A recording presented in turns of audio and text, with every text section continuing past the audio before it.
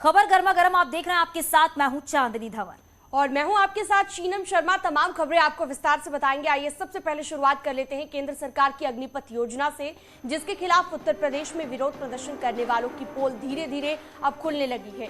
सहारनपुर में पुलिस ने बड़ी सफलता हासिल करते हुए 5 ऐसे लोगों को गिरफ्तार किया है जो आर्मी अभ्यर्थियों को भड़काने का काम कर रहे थे।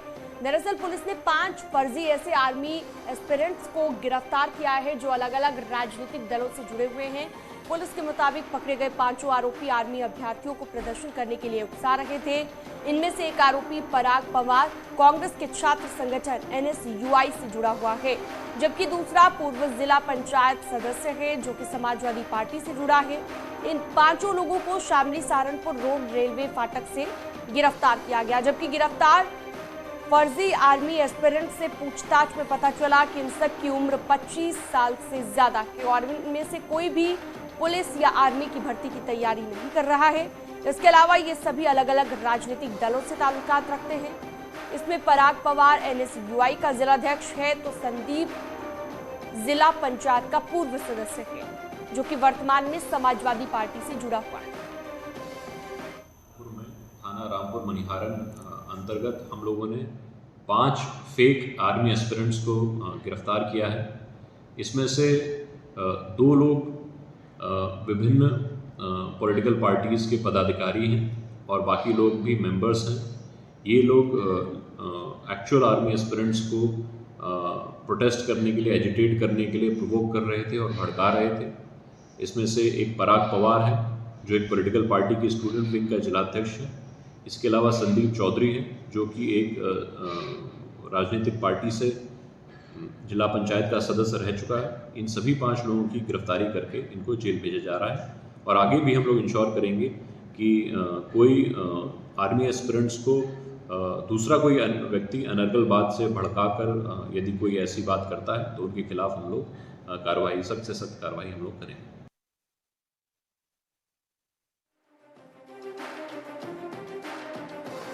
और पुलिस की पूछताछ में ये बड़ा खुलासा हुआ कि दोनों जो नेता हैं उन पर साजिश रचने का आरोप लगा के पराग और संदीप की उम्र 25 साल से ऊपर है। दोनों नेताओं को जो गिरफ्तार किया गया है राजनीतिक दलों से ये ताल्लुकात रखते थे। देवेश त्यागी फोनलाइन पर मौजूद हैं ज्यादा जानकारी के साथ। देवेश, पहले से ही अंदेशा था कि इस तरह से प्रदर्शनकारी जो नजर आ रहे हैं सड़कों पर रेल को फूंकते हुए, उनमें ऐसे लोग भी हैं कुछ जो राजनीतिक दलों से प्रेरित है और ऐसा ही अब पुलिस की पूछताछ में खुलासा हुआ। जी, मैं आपको बताना चाहूंगा, सहारनपुर में जो कनेक्शन निकल कर आया है, जिस प्रकार से राजनीतिक दलों से जुड़े हुए लोग हैं उनका कनेक्शन जिस प्रकार से सहारनपुर पुलिस ने पकड़ा है, एक बहुत ही काबिल तारीफ ये काम है। क्योंकि लगातार यह युवाओं को भड़काकर एक जिस प्रकार से पूरे प्रदेश में हिंसा फैलाई जा रही है उसकी साजिश यहाँ पे भी रचने का काम कर रहे थे। लेकिन पुलिस ने इन जो पूरा नेक्सस है उसको तोड़ने का काम किया है। 5 लोग जो गिरफ्तार किए हैं वो उनकी उम्र 25 साल से ऊपर है और वह लगातार युवाओं को एक प्रोवोक कर रहे थे कि वो प्रदर्शन कर रहे हैं और लगातार जो है जिला मुख्यालय पे या आसपास के जो भी हुए हैं उस वहां पर प्रदर्शन करें। लेकिन कहीं ना कहीं पुलिस ने इस नेक्सस को तोड़ने का काम किया है और भी गिरफ्तारियां हो सकती हैं आने वाले समय में, क्योंकि जो है उनके जो व्हाट्सएप है और सोशल मीडिया जो भी उनके अकाउंट्स है सबको खंगाला जा रहा है और आने वाले समय में और भी गिरफ्तारियां देखने को मिल सकती हैं। जी देवेश, क्योंकि जिस तरीके से पूरा मामला ये सामने आया है इससे तो ये कहा जा सकता है कि प्री प्लानिंग के साथ ही ये धरना प्रदर्शन किया गया, विरोध किया गया, आर्मी अभ्यर्थी को भड़काया गया। जी बिल्कुल, ये नेक्सस जो है प्री प्लानिंग से है और कहीं ना कहीं जो प्रदेश में जो कानून व्यवस्था को तोड़ने का और जो भंग करने का जो प्रयास किया जा रहा है लगातार, कहीं ना कहीं ये प्री प्लान है और कहीं ना कहीं जैसे पिछले दिनों भी आपने देखने को मिला कि प्लानिंग के तहत ही सारी प्रदर्शन हो रहे हैं, ये प्रदर्शन भी जो है प्लानिंग के तहत है। अगर कोई विरोध करना है तो विरोध करना का एक तरीका होता है। बिल्कुल देवेश, और देखना यह भी होगा कि जब लगातार पुलिस की पूछताछ चल रही है तो और क्या खुलासे हो सकते हैं। बहुत शुक्रिया इस पूरी जानकारी के लिए। वही आगे बढ़ते हैं और बात करते हैं जौनपुर की बड़ी खबर मिल रही है। अग्निपथ योजना के खिलाफ उपद्रव के मामले में गिरफ्तारी का दौर जारी है। सिकरारा में 78 नामजद समेत 250 अज्ञात लोगों के खिलाफ मुकदमा दर्ज है, जिनमें से आपको बता दें कि अब तक 29 लोग जिन्हें गिरफ्तार किया जा चुका है। वहीं बदलापुर में 3 अलग अलग तहरीर पर 30 समेत 200 अज्ञात लोगों पर मुकदमा दर्ज हुआ है, जिसमें से 12 लोग गिरफ्तार किए जा चुके हैं। पुलिस के मुताबिक संपत्ति नुकसान के आकलन के बाद आरोपियों से वसूली की कार्रवाई की जाएगी। और यही नहीं, जौनपुर पुलिस की जांच के बाद बवालियों के खिलाफ गैंगस्टर NSAI के तहत कार्रवाई होगी। विरोध प्रदर्शन के बाद प्रशासन ने जिले में धारा 144 लगा दी है और बवाल की आशंका को लेकर बाकी तहसील इलाकों में प्रशासन ने चाक चौबंद व्यवस्था की है।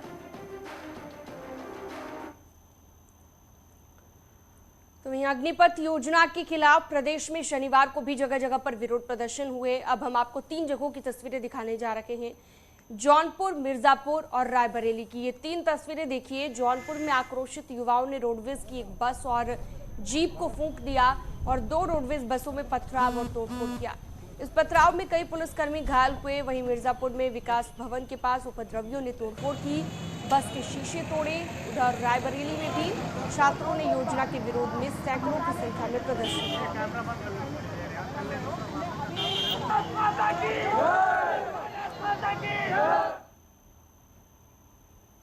तो सरकार की योजना यानी अग्निपथ योजना के खिलाफ हो रहे विरोध प्रदर्शनों के मद्देनजर पुलिस अलर्ट मूड पर है। अब आपको 3 और तस्वीरें हम दिखाने जा रहे हैं और ये तस्वीरें बागपत, बदायूं और मथुरा की बताई जा रही हैं। बड़ौत, बागपत शहर में एंट्री पॉइंट पर भारी पुलिस बल तैनात है। वहीं शहर में आने जाने वाले हर युवा की चेकिंग भी की जा रही है। इसके साथ ही अभ्यर्थियों और युवाओं के व्हाट्सएप चेक भी किए जा रहे हैं। बड़ौत में पुलिस ने 2 युवकों को हिरासत में लिया है। उधर बदायूं में भी पुलिस अलर्ट मूड पर है। यहाँ रेलवे स्टेशन पर सेना भर्ती में अग्निपथ परीक्षा योजना का विरोध करने के मकसद से कुछ युवा जमा हुए थे, लेकिन पुलिस ने खदेड़ दिया। उधर मथुरा में पुलिस की मुस्तैदी से उपद्रवी हंगामा करने में नाकाम।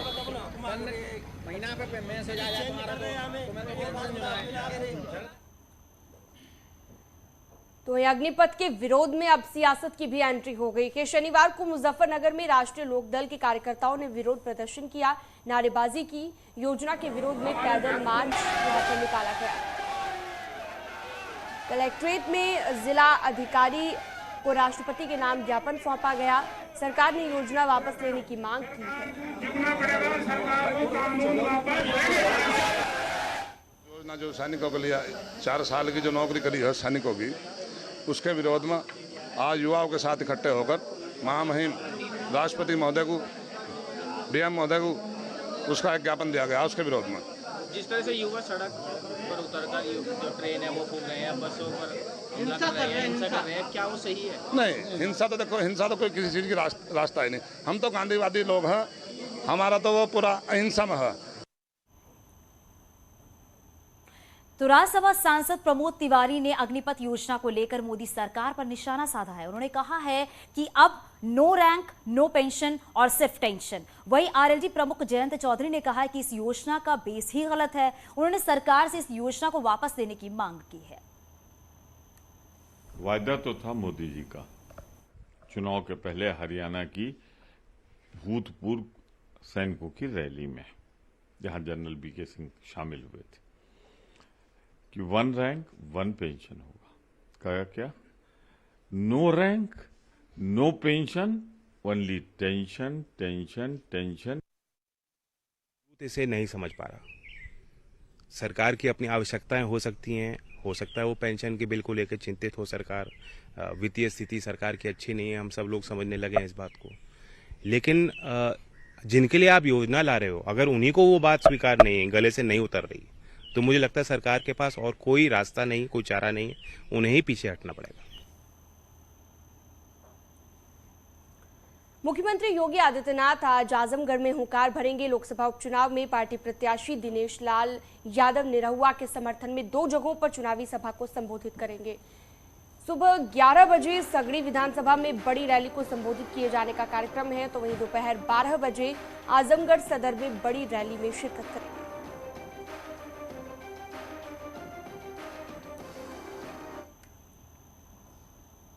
रामपुर और आजमगढ़ में लोकसभा उपचुनाव के लिए सियासी दलों का चुनाव प्रचार जोर पकड़ लिया है। आज आजमगढ़ में सीएम योगी आदित्यनाथ जनसभा को संबोधित करेंगे, तो वहीं 20 जून यानी कि कल अखिलेश यादव आजमगढ़ में धर्मेंद्र यादव के लिए वोट मांगेंगे। रामपुर में आज deputy CM Keshav Prasad Maurya BJP के पक्ष में वोट की अपील करेंगे।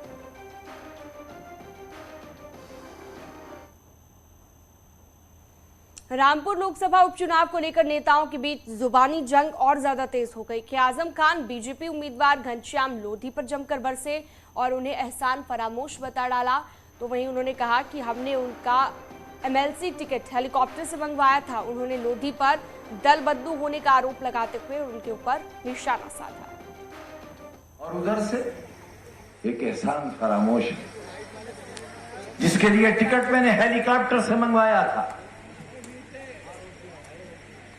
वो समाजवादी पार्टी का एमएलसी था। हेलीकॉप्टर से मंगाया था टिकट, क्योंकि टिकट किसी और को हो गया था। मैंने उसके लिए जिद की थी, वक्त कम रह गया था। लखनऊ से हेलीकॉप्टर चला, बरेली उतरा और 1 रुपया भी खर्च नहीं हुआ और एमएलसी बन गए। आज वो मद्दे मुकाबिल है एक ऐसे ईमानदार शख्स के मुकाबले में। फैसला आपको करना है।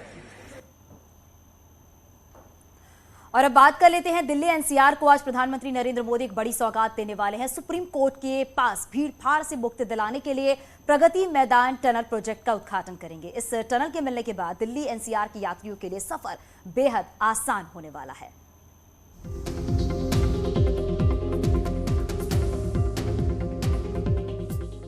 दिल्ली एनसीआर वालों को पीएम मोदी आज बड़ी सौगात देने वाले हैं।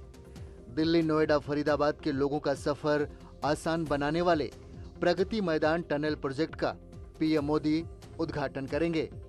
1.6 किलोमीटर लंबी दिल्ली की यह पहली सुरंग पूर्वी दिल्ली, नोएडा और गाजियाबाद से इंडिया गेट और सेंट्रल दिल्ली की यात्रा करने वाले यात्रियों को आईटीओ, मथुरा रोड और भैरव मार्ग पर ट्रैफिक जाम से बचाने में मदद करेगी। देश के प्रधानमंत्री नरेंद्र मोदी एक टनल का उद्घाटन करने जा रहे हैं और इस टनल का जो वास्ता है सीधे तौर पर राजधानी दिल्ली और एनसीआर से जुड़ा हुआ है। और इस टनल को मैं दिखाना चाहूंगा। तकरीबन 1.5 किलोमीटर तक बने इस टनल का उद्घाटन 19 जून को प्रधानमंत्री नरेंद्र मोदी के द्वारा किया जाएगा। और ये आधुनिक टनल सुप्रीम कोर्ट के पास और आईटीओ पर जाम से मुक्ति दिलाएगी। इस टनल को बनाने में 923 करोड़ की लागत आई है।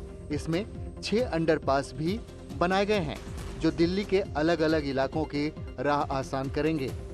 टनल के अंदर खूबसूरती का भी ध्यान रखा गया है। इसमें वर्ल्ड फेमस चित्रकारी की गई है। यही नहीं, टनल में वेंटिलेशन के साथ स्मार्ट फायर मैनेजमेंट की भी व्यवस्था की गई है। बरसात के दिनों में पानी की समस्या से निजात दिलाने के लिए ऑटोमेटिक जल निकासी की भी व्यवस्था की गई है। यह दिल्ली की पहली सुरंग होगी जिसमें ट्रैफिक होगा। ये सुरंग डिजिटल कंट्रोल रूम से संचालित होगी। और कई बार देखा जाता है कि बरसात के समय में टनल में पानी जमा हो जाता है, वो यहाँ नहीं होगा। इसके साथ साथ जो इसकी खूबसूरती के साथ साथ काफी जो एक कहा जा सकता है मॉडर्न तरीके से इसको विकसित किया गया है। कहीं न कहीं राजधानी दिल्ली और एनसीआर में रहने वालों लोगों के लिए एक बहुत बड़ी खुशखबरी मानी जा सकती है। वीडियो जर्नलिस्ट योगेंद्र के साथ शक। तो वहीं कानपुर के काकादेव इलाके में एक निजी अस्पताल की बड़ी लापरवाही सामने आई। आर्यन अस्पताल के बाहर एक मरीज दोपहर से तड़पता रहा। परिजनों का आरोप है कि समय पर इलाज न मिलने के चलते मरीज की मौत हो गई। दरअसल आवास विकास के रहने वाले सनी दोपहर से ही काम करने पर निकले और सनी की तबीयत अचानक खराब हुई, जिसके बाद वो पेड़ के पास बैठ गए और अस्पताल वालों से गुहार लगाते रहे, लेकिन किसी ने सुध नहीं ली। शाम होते ही सनी की मौत हो गई। इलाज के अभाव में मौत की सूचना पर परिवार वालों ने हंगामा किया। फिलहाल शव को पोस्टमार्टम के लिए भेजा गया है और जांच की बात कही जा रही थी। दरअसल कानपुर के कल्याणपुर इलाके में कई अवैध रूप से नर्सिंग होम संचालित हैं, जिन पर आए दिन इस तरह के आरोप लगते हैं। इंसानियत की ही मौत हुई है, क्योंकि हॉस्पिटल के सामने कोई व्यक्ति तड़प रहा है या बैठा है, किसी का तो फर्ज होता है पूछने का, चाहे वो किसी भी हाल में हो। सबसे बड़ी गलती तो हम हॉस्पिटल की देंगे, क्योंकि यहाँ गार्ड भी हैं, सब कुछ है। किसी ने ध्यान नहीं दिया। आमने सामने भी दुकान है, उन लोगों ने ध्यान दिया भी, लेकिन किसी ने उठा नहीं, किसी को पानी तक नहीं पिलाया। चलिए आगे बढ़ते और बात कर लेते हैं। कल यूपी बोर्ड का रिजल्ट आया जिसमें हरदोई कारागार के 9 बंदी 10वीं परीक्षा पास की है। वहीं राजकीय बाल कारागार में 8 बाल अपचारी परीक्षा में सफल हुए हैं। दरअसल सीडीओ के प्रयास से 4 शिक्षक जेल में तैनात किए गए थे जिन्होंने काफी मेहनत की। शिक्षकों की मेहनत और बच्चों की अच्छी पढ़ाई और उनकी काउंसलिंग के चलते यहां पर बाल अपचारी समेत बंदी पास हुए हैं। सभी के अच्छे रिजल्ट से जेल प्रशासन ने सभी को बधाई देकर उनके उज्जवल भविष्य की भी कामना की है। कितने बच्चे सर पास हुए? जिला कारागार हरदोई में हाई स्कूल की परीक्षा में 7 बच्चे सम्मिलित हुए। इंटरमीडिएट की परीक्षा में 2 बच्चे सम्मिलित हुए। परीक्षा का जो रिजल्ट नेट पे दिखाई दे रहा है, इसमें हाई स्कूल की परीक्षा में 6 बच्चे पास हुए हैं, 1 बच्चा फेल हो गया है। दुर्भाग्यपूर्ण रहा है, लेकिन वो प्रयास करके अगली बार पुनः पास कराने का प्रयास किया जाएगा।